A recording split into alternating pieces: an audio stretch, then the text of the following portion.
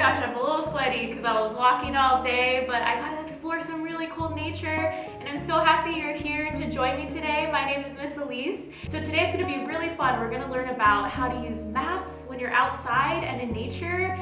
We're going to learn a little bit about different plants and animals that you'll see outside and how to identify them. And we're also going to look at how people get inspired by getting outdoors, because it's so much fun. You'll get inspired by the nature, the sun, and everything around you. And even if you're not close to any kind of forest or super crazy amount of nature, you can still walk around your neighborhood and explore, see some people, see your community, and kind of learn more about it. And that's all about what today's program is going to be about. It's in celebration of National Take a Hike Day, which happens every November, and it just wants people to get outside and get exploring and learn new things. Before we get started, just to let you know, it doesn't matter what body type you have, what ability you have, or where you are located. Anyone can hike. It's just about getting outside and exploring. And you want to make sure, if you're exploring outside, to have an adult with you and just to be safe and always be observant. Use your eyes, look around you, and make sure that you're staying safe and aware of what's going on. And when you go on a hike, you want to make sure you have a few things to take with you that will keep you hydrated and happy throughout your hike, because you don't know, you might get out of breath, you might get sweaty. So a couple of things would be something like a map. This will show you wherever you're going, how to get there, and what you're going to see when you walk around. So it's really helpful to have one with you. And sometimes when you go to a hiking trail, you can find maps that are already there, or you can also look them up online with the help of a parent. You also want to make sure to bring water with you, because it's so important to keep hydrated when you're outside. I bring with me like a little fanny pack where I keep maybe like bug spray, or maybe my little notepad with a pen if I see anything fun or I get really inspired and want to make art. And I also like to wear a cute and useful hat that helps me get some shade when I'm walking in the sun. So those are a few things that you can take with you. All right, everyone, so we're gonna get started by learning a little bit about a special kind of map called a topographical map. And topographical could be a big word, but it's because it contains the topography of the land, which means it tries to show you all the different hills and mountains and elevation, or how high a mountain is. So we're gonna take a look at what a map like that looks like and how to read it. All right, so I'm gonna show you an example of this map from a state park. And this is a good example because it shows the topography of the land. Some of the maps don't actually show those details, so this will be a good way to kind of see what it looks like. All right, so we're gonna open it up. We're gonna kind of look at the main details. In most maps, you'll have a few key things that you want to look at. The actual map of the land is here, and we're gonna look closer at the topography of it. So those are the little kind of mountains or shadows that you see within the map. Now we're gonna look up here at a blown up version of it, so you can see a little bit closer as to what we're seeing on this little map. So basically, when we're looking at our map, we're gonna see a few different things. One of the main ones that you might look at when you see it are all these different lines that are going kind of back and forth throughout the map or throughout the page. And all of those are connected on the actual map. They all create these circles that kind of go around the mountain. Each of them represents a different part of the elevation. And the elevation is how high something is.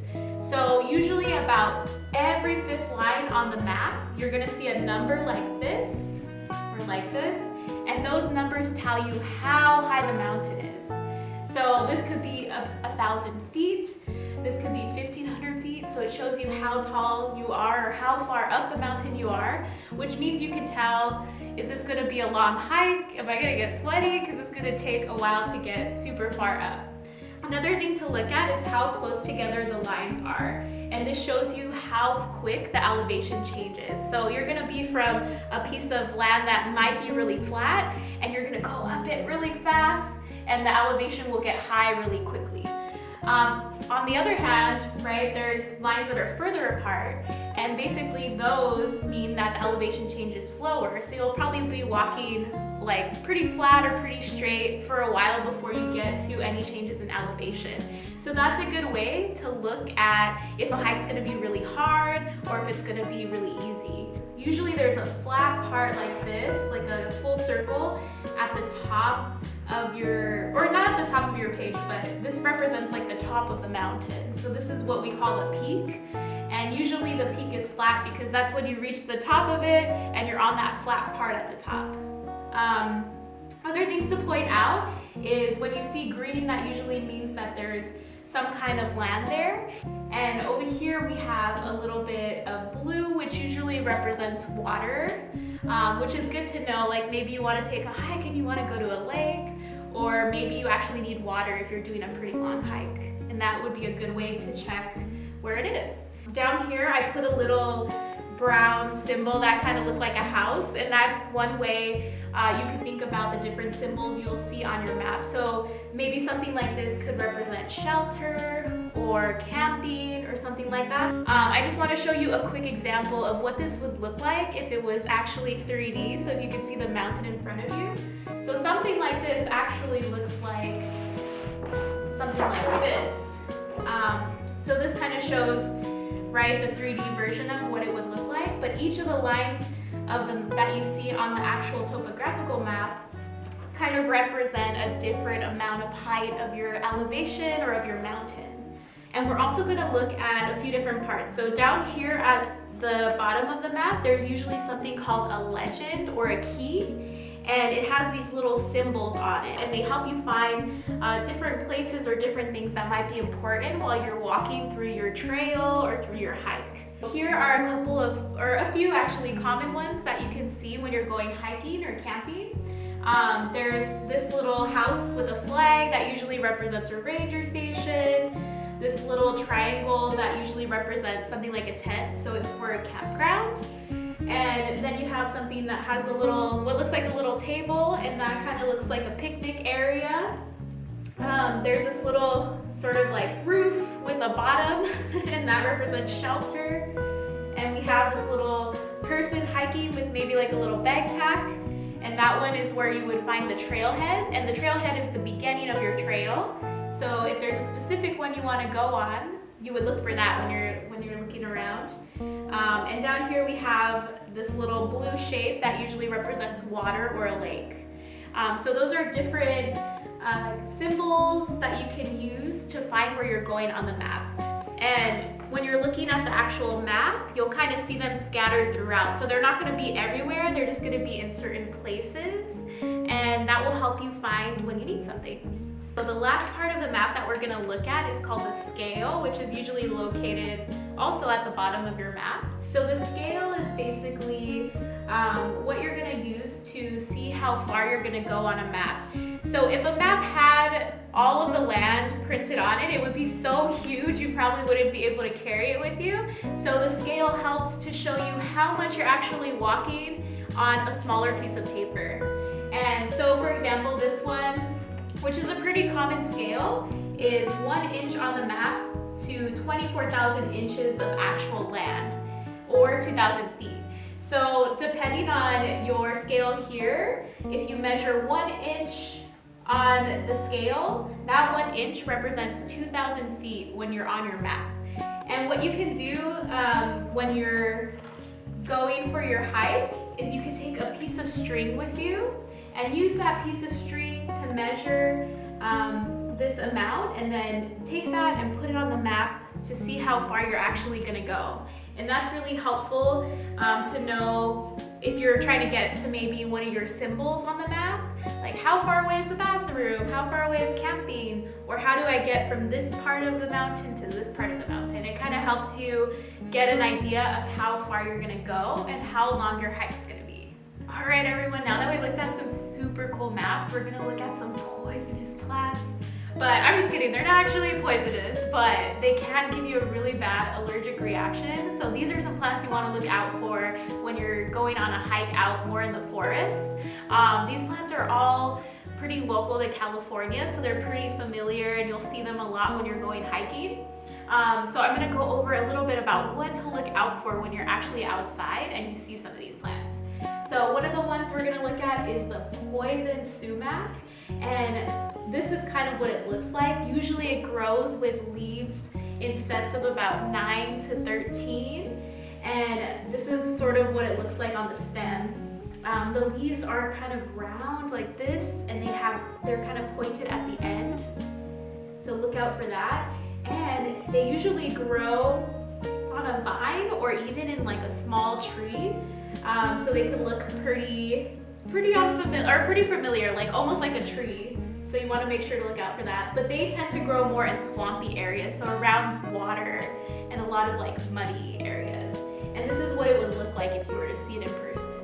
So this is one of them that you should look out for when you're out there hiking. Another one that we're going to look at is the poison oak, and this one's pretty common. It grows in sets of 3s like this. And so one thing people say is if you see 3, let it be. So don't touch when you see the set of 3 leaves. What else? It could grow as a vine or a shrub, and it has toothed edges. So the edges look a little bit like this, and you can kind of see that in the actual image too, like that. And it sort of looks like an oak tree leaf. So if you're familiar with oak tree leaves, this one looks pretty similar. So that's what will trick you if you're outside. Another one that we'll look at, the last one we're going to look at today, is the poison ivy. So this one is pretty similar to the other poison oak leaves. It grows in 3s also like this, and it does have the little toothed edges. And it's mostly like a vine or it grows like climbing, so it grows up walls or trees. And this one also changes colors in the fall or in the winter. So in the summer, it's going to be green, but in the fall or the winter, it will turn red. Maybe you're not really into maps, or maybe you're not really into looking at plants, but maybe you're more of an artist or a writer, or you get really inspired when you go out in nature. And throughout history, there's been so many writers and poets that have been inspired by nature, by going outside and looking what's out there. And I'm going to read you a quick poem from the writer Emily Dickinson. This is specifically about the fall or winter season, and she writes a little bit about a bird that she sees and how she looks at the bird. So this poem is called "Hope is in the Thing with Feathers." Hope is the thing with feathers that perches in the soul and sings the tune without the words and never stops at all. So that's just a little excerpt from her poem. And as you can tell, she's really inspired by the bird. And you can get really inspired by anything you see outside. And we're gonna do a really quick exercise so you can be able to write what we call an acrostic poem. An acrostic poem sounds really complicated, but it's actually really easy. All you have to do is think of something that you saw outside when you went on an adventure. So for me, I really liked a tree that I saw. So you're gonna write that word out. It could be on a piece of paper or whatever you have around. So I'm gonna start by doing that. So I'm gonna put the T, the R, and the E, and another E. Now for each letter of the word tree, you're gonna go in and write a different word that maybe describes the tree you saw, or just maybe something else you saw outside in nature. So for me, I'm gonna write tall and roots. Ooh, E could be a hard one. Maybe excellent.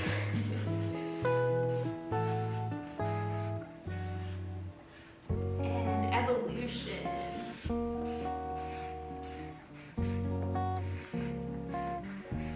And I'm gonna add the word day to my excellent, because I had an excellent day when I was hiking outside and saw the trees. And so once you fill up all of the different letters of the word with one word or with a phrase, you could read it all together, and that will be your poem. So I'm going to read my poem to you. Tall roots, excellent day, evolution. And that's my little poem. All right, now that we learned a lot about different parts of nature and how to explore and get inspired, I just want to mention that at the library we have a lot of cool books that you can check out. Some of them are called field guides, and if you're interested in learning more about maybe some of the flowers or some of the trees that you see outside, these are really great books to help you learn more about any of the nature you're going to see when you're on your hike.